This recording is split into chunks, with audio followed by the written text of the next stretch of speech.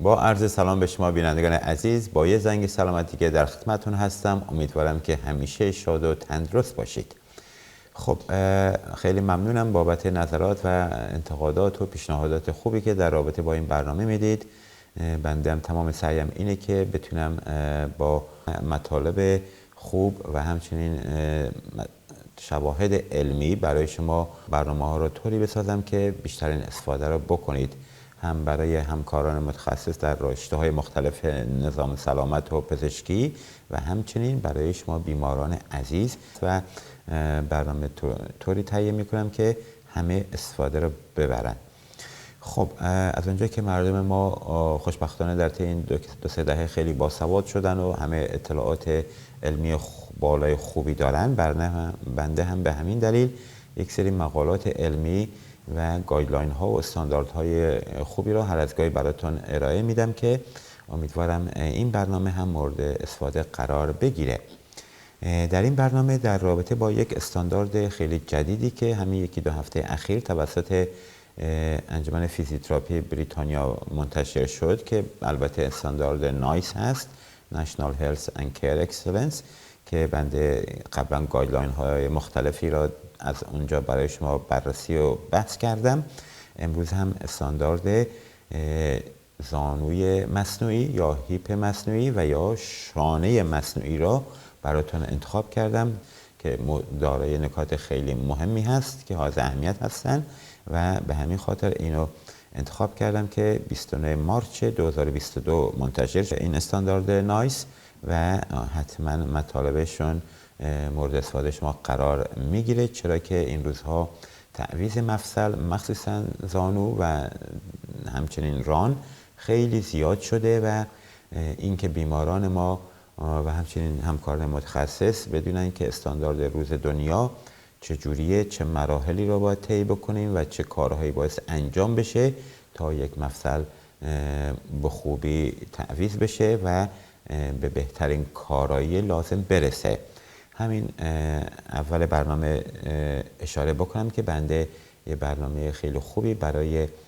تعویض مفصل زانو که میگن توتال نی یا توتال هیپ یا جوینت ریپلیسمنت به زبان انگلیسی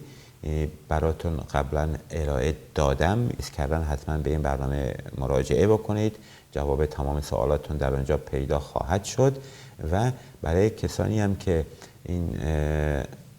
جراحی را در آینده خواهند داشت و یا تعویض مفصل خواهند داشت، حتما این برنامه میتونه اطلاعات خوبی بهتون ارائه بده که بدونیم چه کارهایی قبل از جراحی لازمه، چه مسائلی موقع جراحی انجام میگیره و چه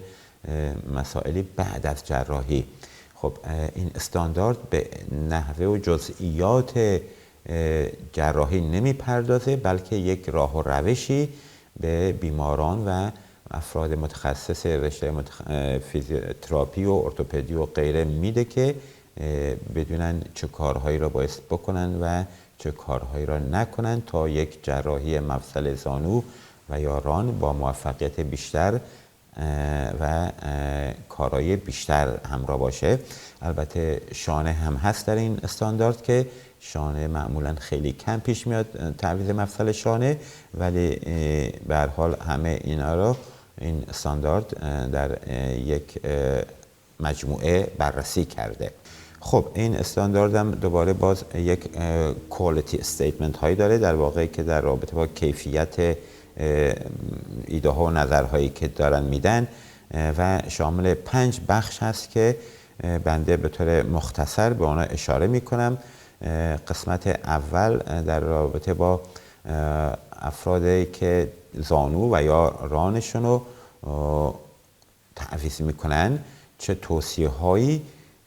قبل از جراحی بایستی بهشون داده بشه. بنده این مطالب رو مستقیم از تو خود سایت ها و مقالات به طور انگلیسی هستن میخونم. دوست دارم از خود اون منبع اصلی براتون بگم که اگه یعنی کم و کسری هست دیگه ببخشید. استیتمنت دومی میگه که بایستی به بیمار توصیه کامل بشه که آیا این میدیال کمپارتمنت که به خاطر آرتروز بیشتر آسیب میبینه آیا اون تعویض میشه و از طرفی هم این انتخاب به بیمار داده بشه که میخواد همه زانو رو تعویض بکنه یا نصفش رو در واقع partial replacement میگن و یا total replacement که این چویس و انتخابم به بیمار داده بشه. استیتمنت سومیش داره میگه کسانی که زانو و ران رو تعویض میکنن ترانگزامیک اسید بهشون تزریق بشه. ترانگزامیک اسید یک داروییه که مقالات خیلی زیادی در رابطش اومده، یکی از بهترین داروها برای قطع کردن خونریزیه که باز در قسمت این توضیحاتی بهش اشاره میکنم. و استیتمنت بعدی میگه کسانی که این تعویض مفصل رو دارن بایستی حتما تو استاپ مومنت، یکی موقع قبل از جراحی، یکم در زمان جراحی قبل از اینکه همه چی رو ببندن بخیه بزنن غیره، بایستی 2 تا دفعه کامل همه کارشون استاپ بکنن، چک بکنن که این شرایط به خوبی پیش رفت. و استیتمنت بعدی هم میگه کسانی که این تعویض مفصل رو دارن توصیه ها و ادوایس مهم در رابطه با ریهابیلیتیشن قبل از اینکه دیسچارج بشن از بیمارستان بهشون داده بشه که اینا رو به طور مختصر براتون توضیحاتی خواهم داد. همونجور که اشاره کردم تعویض مفصل زانو و ران خیلی شایع است و دلایل اصلی آنم آرتروز و پوکی استخوان هست که در خیلی از افراد مسن به خاطر شکستگی متاسفانه پیش میاد که برنامه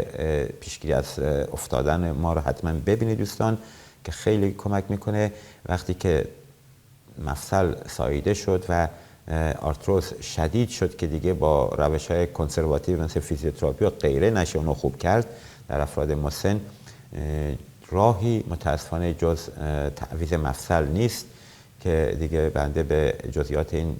جراحی وارد نمیشم. معمولا به طور خلاصه اینجوری که میان سر اون استخون پایینی تیبیا را میبرن و از قسمت بالا فیمور هم اون میان قسمتشو میبرن،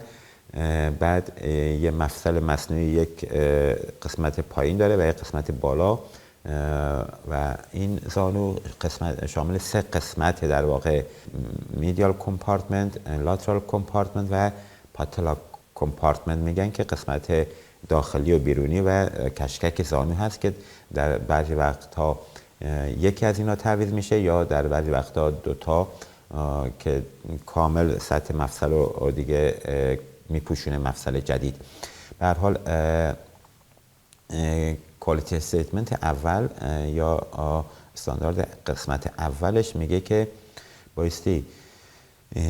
pre-operative rehabilitation advice for hip and knee replacement، میگه بایستی کسانی که میخوان این تعویض مفصل رو انجام بدن حتما هم توسط فیزیوتراپیست ها و همکاران ارتوپد یک توصیه های کامل در رابطه با اینکه قبل از جراحی چه کارهایی انجام بدن. در واقع این حدود 1-2 ماه یا چند هفته این بیماران رو میفرستن پیش فیزیوتراپی که یک معمولاً در اون فاز بیشتر تمرینات تقویتی انجام میدی که چون وقتی که چند سال معمولاً یک نفر از زانو درد برای آرتروز رنج برده، به خاطر اون درد عدم توانایی کافی و عدم حرکت کافی، اون مایچه ها و بافتای دور زانو از قسمت بالای ران و قسمت ساق پا ضعیف شدن. به همون خاطر 1-2 ماهی اینا رو میفرستن فیزیوتراپی، با تمرین‌های تقویتی این مایچه ها رو تقویت میکنن که این باعث بهبودی بعد از جراحی میشه که اینجا توصیه میکنه که حتما این افراد بایستی برن و این پری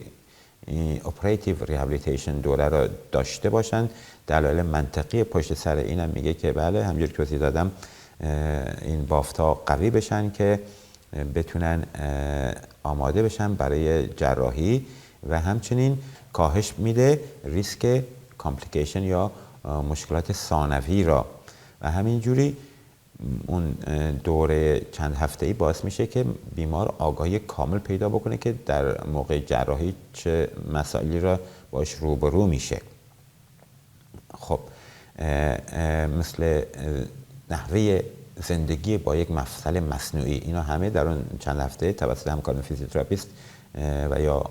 کاردرمان برای اینا ارائه داده میشه. خب در قسمت مختلف این توصیه‌های دیگه میکنه که میگه برفرض تمرینایی که قبل و بعد از جراحی بایستی داده بشه را به بیماران یادآوری میکنن. نحوه زندگی،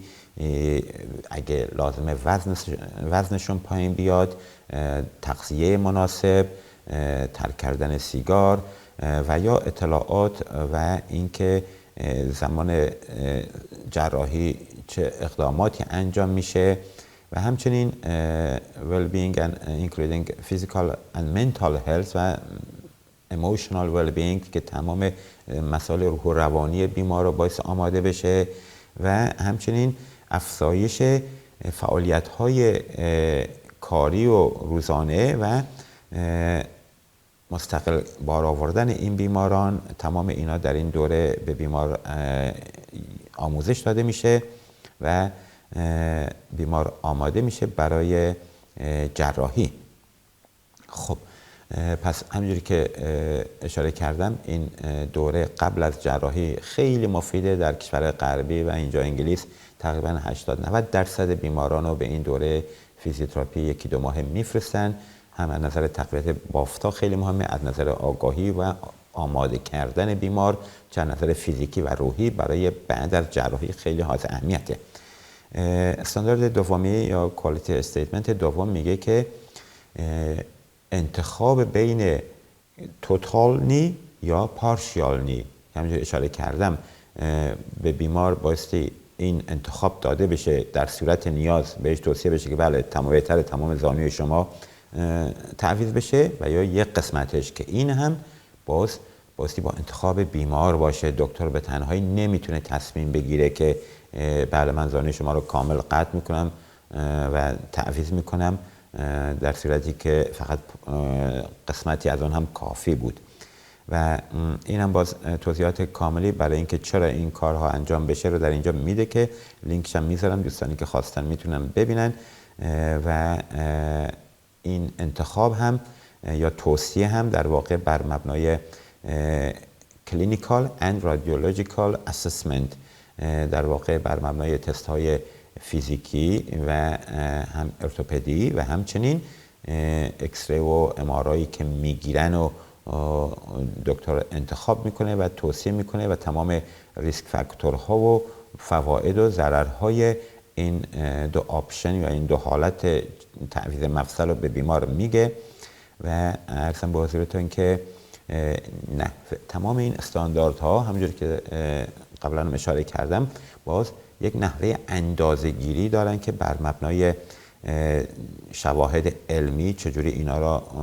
تهیه کردن هم توضیح میده که به عنوان quality measures هست که برای هر استانداردی که شامل یکی استراکچرشه، یکی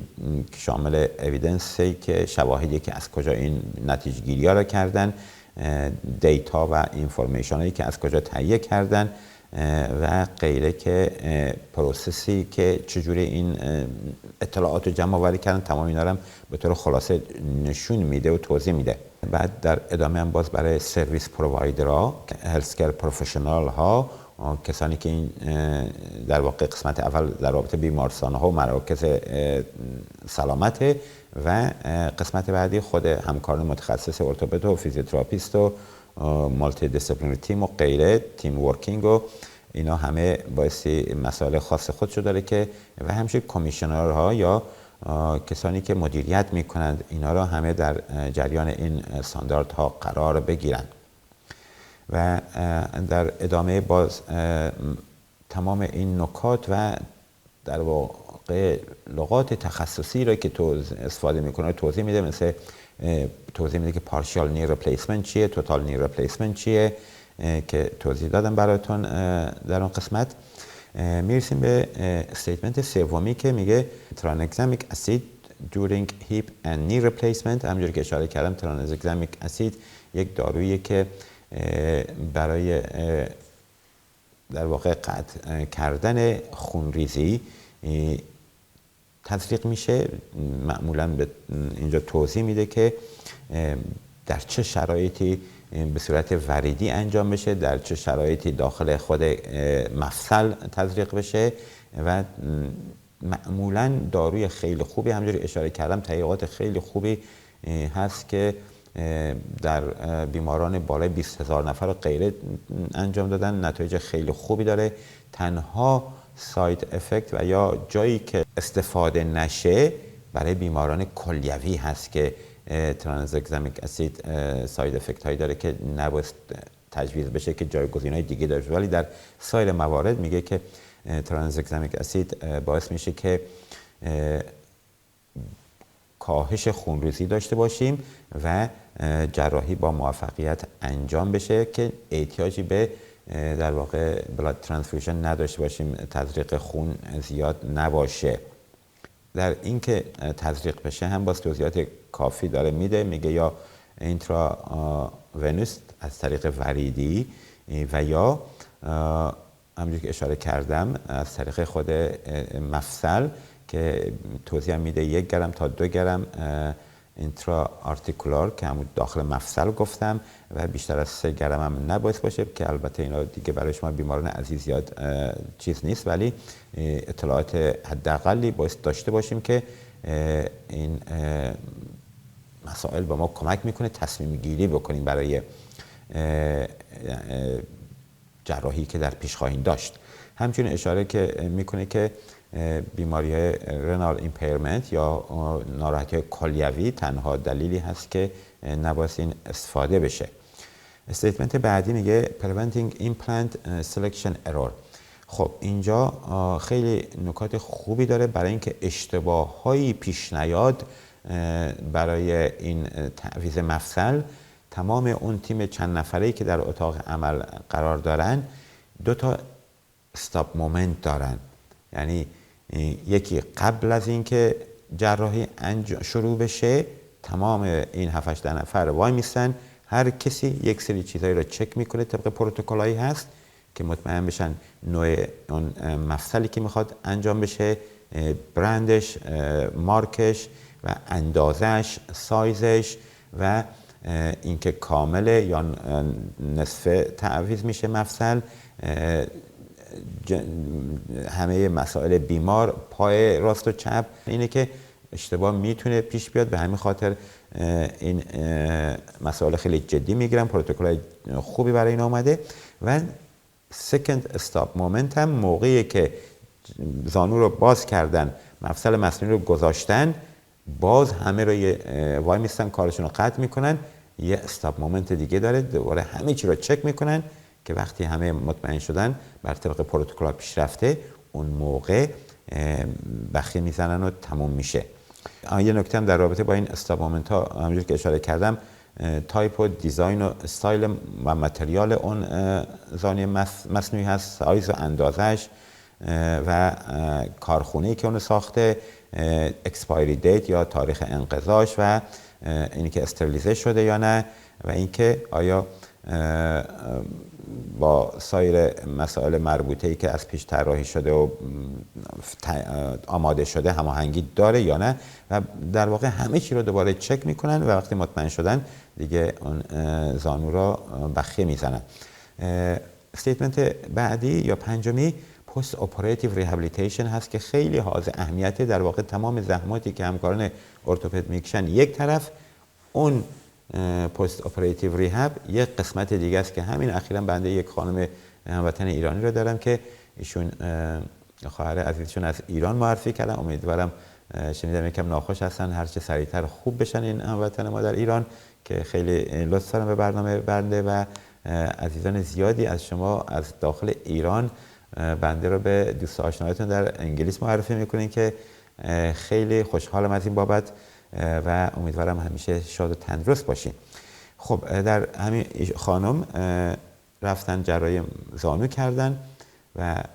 وقتی که انجام دادن متاسفانه یه اینفکشنی تو قسمت بخیه‌شون پیش اومد که 3-4 ماه ایشونو به تأخیر انداخت. اینه که مسائلی متاسفانه بعضی وقتا پیش میاد، به همون خاطر آگاهی ما از این پروسه میتونه کمک بکنه به پیشگیری از اینجور مسائل، مخصوصا یکی اون پری اپراتیو ریهابیلیتیشن، اون یکی دو ماه قبل از جراحی و تمرین ها و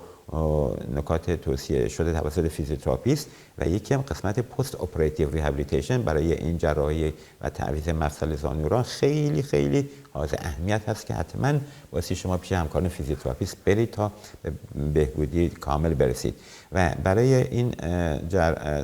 ریهاب بعد از جراحی هم به نکات خیلی خوبی اشاره میکنه، توصیه ها و نکات خیلی مهم و واسه همکاران فیزیوتراپیست و اوکوپیشنال تراپی بهشون بدن و بیمار رو آماده بکنن برای اینکه بره خونه، و چون بعد یکی دو روز مرخص میشه میره خونه و چه حرکاتی رو انجام بده، چه حرکاتی رو انجام نده، در چه مرحله‌ای چقدر نیرو و فشار به این زانو یا هیپ ران مصنوعی وارد بکنه، و اینکه چه کارهایی رو انجام بده و چه تمرین‌ها رو انجام بده، مخصوصا در رابطه با سلف دایرکتد ریهابیلیتیشن. خیلی از این بیماران چون موقعیت خوبی دارن، شرایط خوبی دارن، میتونیم بهشون یه پروگرام بدی که خودشون اینو برنامه‌ریزی و مدیریت بکنن، یا در یه سری جاها سوپروایز گروپ ریهابیلیتیشن داریم که این بیماران میرن